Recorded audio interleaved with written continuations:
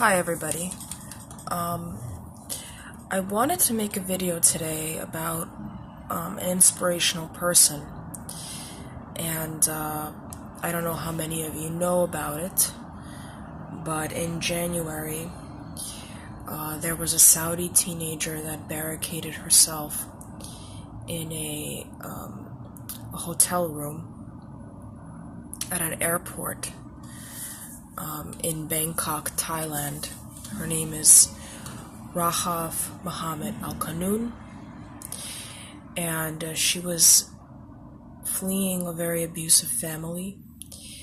In interviews, she talked about how her mother and brother routinely beat her, and she also was very outspoken about the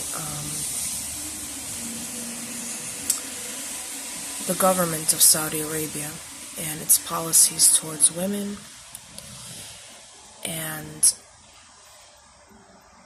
the reason why I want to talk about this issue is because it speaks to the kind of attitude you have to have towards abusive people in general, or abusive systems that are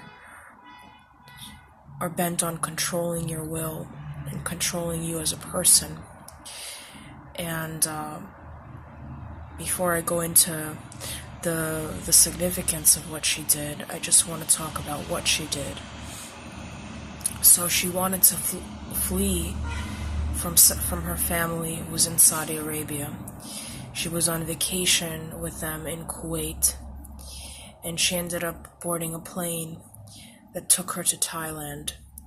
And she wanted to go to Australia originally and meet a friend who also escaped Saudi Arabia. And the Thai officials threatened to send her back to Kuwait and to Saudi Arabia. And she was 18 years of age, so it was like the point at which she could function as an adult. So she had planned this out for months in advance, and she ended up barricading herself into a hotel room because she just categorically did not want to return back to Saudi Arabia. She even said in later interviews that she was willing to kill herself while she was in the room if she wasn't given asylum. And she got on social media and began tweeting videos of herself requesting asylum, requesting help through the UHCR so that she can be freed from her abusive situation. And the governments, we're talking about world governments, were adamant that she was supposed to leave. There was a meeting between the Saudi ambassador and the UN and several other Thai officials, and they discussed the significance of her protest. And she put like tables between herself and the outside of the hotel so that nobody can get into the room. A journalist visited her and documented all of this. And at some point, the Saudi ambassador said, "I wish we didn't take away her passport. I wish we took away her cell phone." And that, to me, is just an indication of how entrenched sociopathic systems are in our world. The fact that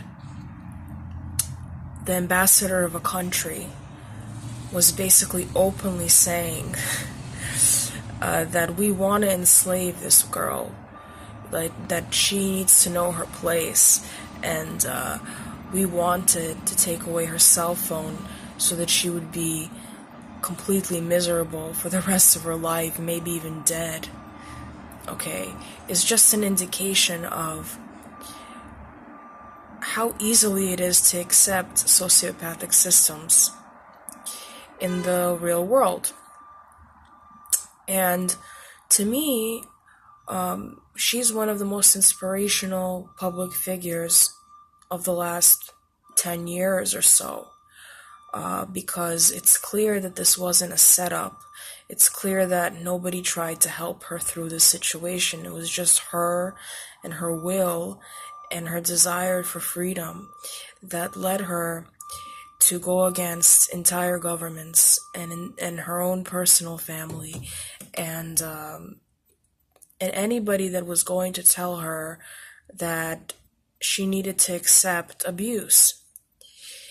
And I just want you to think about one of the quotes that she said when she was being interviewed by Canadian television, because ultimately the UHCR capitulated and gave her asylum because of the publicity of the case, and she ended up being taken to Canada, where she's now living and receiving death threats from psychopaths and supporters of the Saudi government, because her father was a high-ranking official within the Saudi government.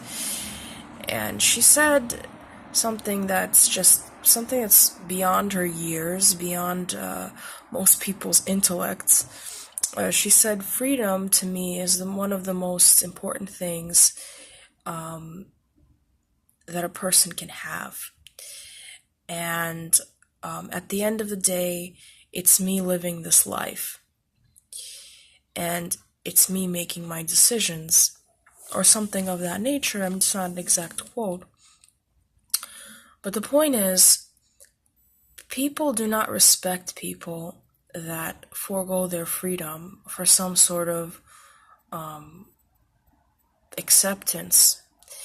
And this case is very, very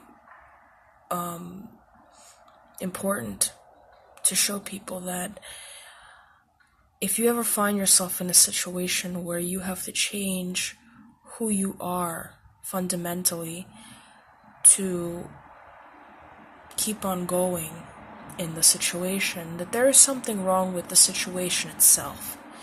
It could have been very easy for her to resign herself to her fate, to live in Saudi Arabia. Nobody would tell her that she needs to die.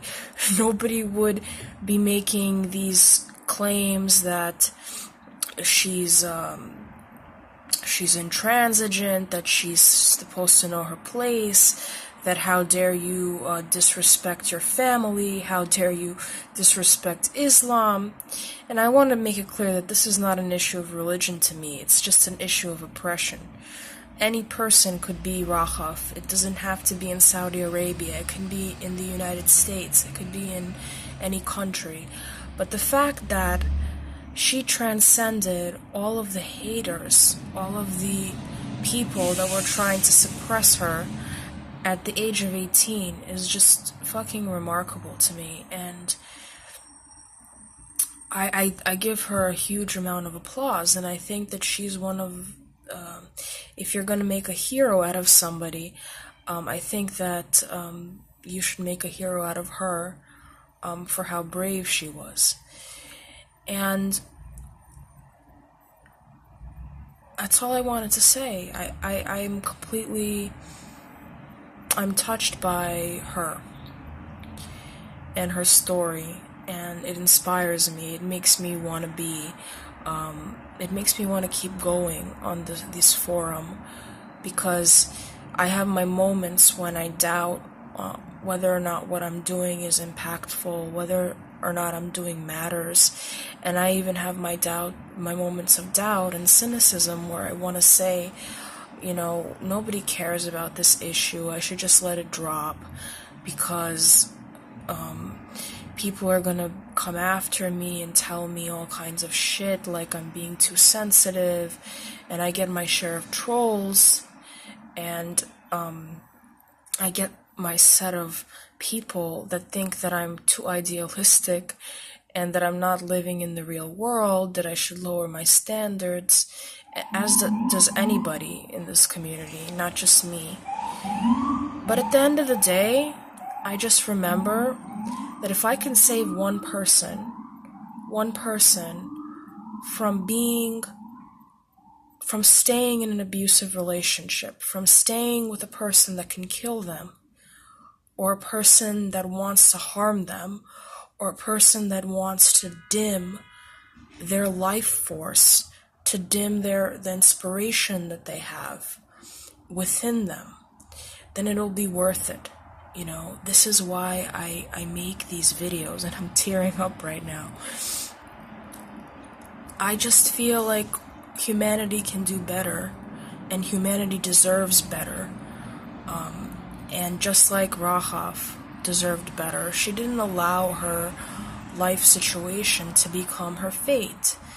And anybody alive can make that decision to break free of just slavery, just mental slavery to sociopaths or abusive people or manipulators. You don't have to stay in a situation where somebody's making you feel bad about yourself. Somebody's making you feel like life isn't worth living, or that you have to resort to some sort of substance abuse or some sort of other outlet in order to tolerate them. Because every time you see them, you feel like the earth is imploding, because they're going to try to take the smile off of your face. And this is real life situations that people deal with on a daily basis, irrespective of what race they are, or country, or gender. It's all the same. Do not allow another person to let you feel or try to make you feel as though your essence is not valid, that what you have to say is not valid, that what you have to offer is not valid. That is not the way the world should work, and that is not the way that people should behave in the world. And it always starts from one person, and that's you. You know, you have to make the decision, the unequivocal decision, that you're not going to compromise your freedom for anything, that it's not worth living in chains, in oppression, around disordered people. It's not worth it. You deserve tranquility, and you deserve nothing less than tranquility, and you deserve to trust the people that are around you. You deserve to trust humanity in general, okay? Because we know that the more you stay around inhuman people, the more you think that humanity is inhuman. Because at the end of the day, we all have the same skin, we all have the same eyes, we all have the same smiles. And so staying with abusive people will make you generalize, to the whole of humanity, to make you think that people are fundamentally bad, which is not true, and it doesn't have to be that way. And it's just amazing to me that somebody at the age of 18, living in a country where there's so much oppression, can come to that conclusion and to find a way out of that situation.